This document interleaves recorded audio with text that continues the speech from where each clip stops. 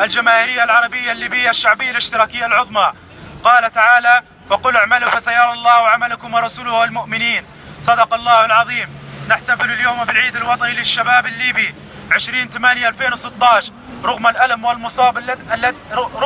والمصائب التي حلت بليبيا الحبيبة، ونذكركم ونذكر أنفسنا بخطورة المرحلة التي يمر بها شعبنا الصامد المحتسب.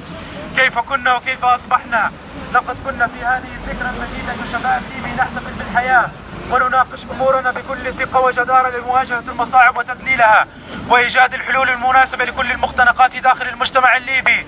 وكنا نرى في أنفسنا مستقبل ليبيا وسيادتها وشموخها.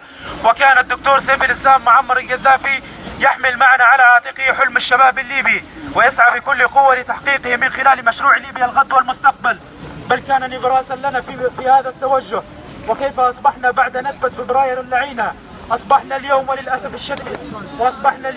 الشديد كشباب ليبي مهجر في الداخل والخارج، مسلوب الإرادة، مضخم بالهموم والإحباط والجراح وضياع الأمل والأفق وقلة السيولة ورهين الصراعات الداخلية والخارجية، بل وقود حروب الوكالة والخيانة والأجندات الأجنبية.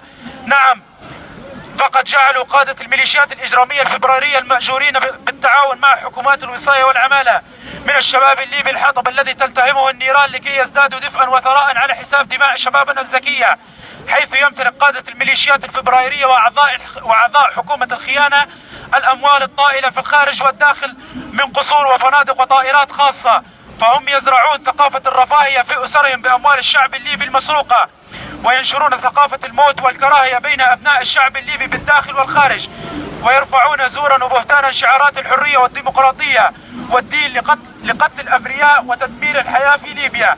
فهم يقومون بدور الشيطان بامتياز.